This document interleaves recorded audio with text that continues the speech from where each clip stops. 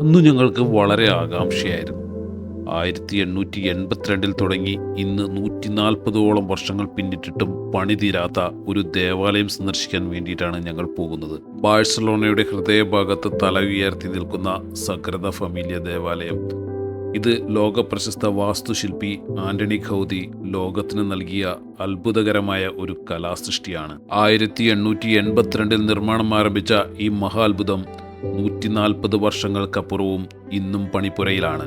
ലോകത്തിൽ ഏറ്റവും കൂടുതൽ കാലമെടുത്ത് നിർമ്മിക്കപ്പെടുന്ന കെട്ടിടങ്ങളിൽ ഒന്നാണിത്. ഇന്നും പണി തീരാത്ത ലോകത്തിലെ ഏറ്റവും പൊക്കമുള്ള ക്രൈസ്തവ ദേവാലയത്തിലെ കാഴ്ചകളിലേക്കാണ് ഇന്ന് ഞങ്ങൾ കടക്കുന്നത്. സഗ്രദ ഫമീലിയ എന്ന വാക്കിന്റെ അർത്ഥം വിശുദ്ധ കുടുംബം എന്നാണ്. യേശു, മറിയം, യൗസേപ്പ് പിതാവ് എന്നിവരടങ്ങുന്ന കുടുംബത്തെ ആദരിക്കുന്നതിനും കുടുംബ ബന്ധങ്ങളുടെ പ്രാധാന്യം ഉയർത്തിപ്പിടിക്കുന്നതിനുമായിട്ടാണ് ഈ ദേവാലയം സമർപ്പിച്ചിരിക്കുന്നത്.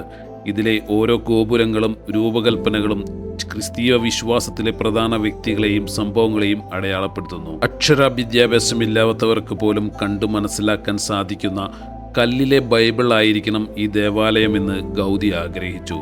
ബൈബിളിലെ കഥകളും യേശുവിൻ്റെ ജീവിതത്തിലെ പ്രധാന നിമിഷങ്ങളും ശില്പങ്ങളിലൂടെ പള്ളിയുടെ പുറം ചുമരുകളിൽ അദ്ദേഹം കൊത്തിവെച്ചു.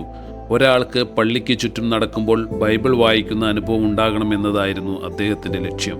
ജീവിതത്തിൽ ഒരിക്കലെങ്കിലും ഇവിടെ വന്ന് നമ്മളൊന്ന് കാണും. കാരണം ഇതൊരു അത്ഭുതമാണ് ശരിക്കും.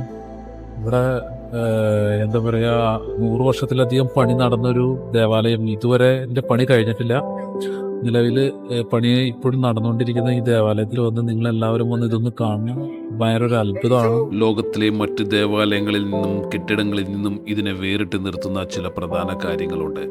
നേർരേഖയിലല്ലാത്ത നിർമ്മാണം. പ്രകൃതിയിൽ നേർരേഖകളില്ല എന്ന് വിശ്വസിച്ചിരുന്ന ഗൗഡി ഈ ദേവാലയത്തിൽ കണിശമായ നേർരേഖയിൽ ഒഴിവാക്കി പകരം പ്രകൃതിയിലെ വളവുകളും ചുഴിവുകളും മരങ്ങളുടെ ആകൃതിയും ഡിസൈനിൽ കൊണ്ടുവന്നു. പള്ളിക്കുള്ളിലെ തൂണുകൾ വെറും കൽത്തൂണുകളല്ല. അവ മുകളിലേക്ക് പോകുന്തോറും മരത്തിന്റെ ശാഖകൾ പോലെ പിരിയുന്നു. ഉള്ളിൽ നിൽക്കുമ്പോൾ വലിയൊരു കൽക്കാടിനുള്ളിൽ നിൽക്കുന്ന പ്രതീതിയാണ് നൽകുക.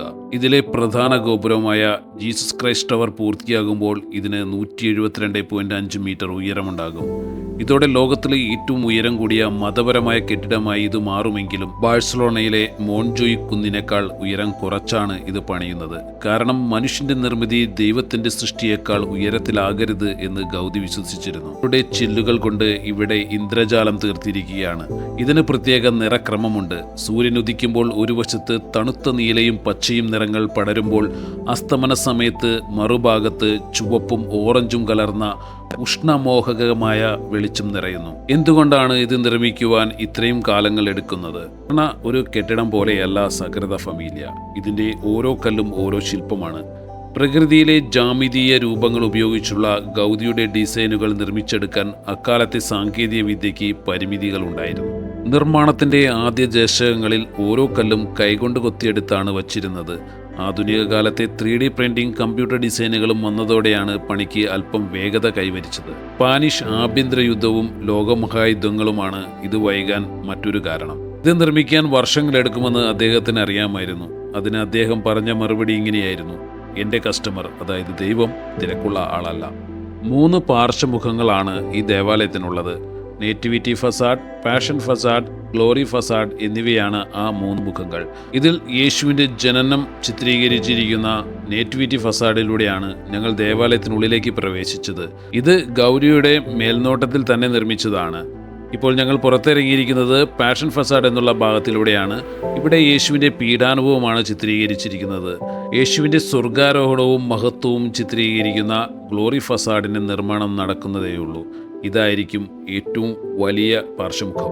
ആന്റണി ഗൗദി തൻ്റെ ജീവിതത്തിൻ്റെ സിംഹഭാഗവും ഈ ദേവാലയത്തിൻ്റെ നിർമ്മാണത്തിനായി സമർപ്പിച്ചു. 1926 അദ്ദേഹം അന്തരിക്കുമ്പോൾ ഇതിൻ്റെ 4/1 ഭാഗം മാത്രമേ പൂർത്തിയായിരുന്നുള്ളൂ. നിരവധി വാസ്തുശില്പികളുടെ കഠിനാധ്വാനത്തിലൂടെ ഗൗദിയുടെ പ്ലാനുകൾ പിന്തുടർന്ന് ഇന്നും ഇതിൻ്റെ നിർമ്മാണം തുടർന്നു പോരുകയാണ്. പണി തീർന്ന 2 ടവറുകളിലേക്ക് ആളുകളെ പ്രവേശിക്കുന്നുണ്ട്. അതിലൊന്നിലേക്ക് ഞങ്ങളിപ്പോൾ കടക്കാൻ വേണ്ടി പോവുകയാണ്. വളരെ ഉയരത്തിൽ നിന്ന് ബാഴ്സലോണ നഗരത്തിൻ്റെ മനോഹരമായ കാഴ്ചകൾ നമുക്ക് കാണാൻ സാധിക്കും. ഈജിപ്തിലെ പിരമിഡുകൾ നിർമ്മിക്കാൻ എടുത്തതിനേക്കാൾ കൂടുതൽ സമയം ഇതിൻ്റെ നിർമ്മാണത്തിന് വേണ്ടി വന്നിട്ടുണ്ട്.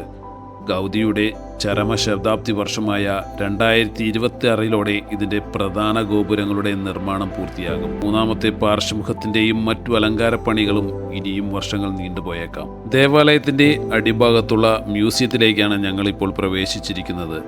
വളരെ വിശാലമായ ഇവിടെ അന്ന് ഗൗതി വരച്ച രേഖകളും മറ്റും നമുക്ക് കാണാനായിട്ട് സാധിക്കും. ഇതിനപ്പുറം ഇവിടെ ഇതുവരെയുള്ള ഈ ദേവാലയത്തിൻ്റെ ചരിത്രവും രേഖപ്പെടുത്തിയിരിക്കുന്നു. ഈ ദേവാലയത്തിൽ നിന്ന് പുറത്തിറങ്ങുമ്പോൾ ഗൗതി എന്ന മഹാന്റെ ഓർമ്മകളും അദ്ദേഹത്തിൻ്റെ ദീർഘവീക്ഷണവും കഴിവുമാണ് മനസ്സിലുണ്ടാകുക.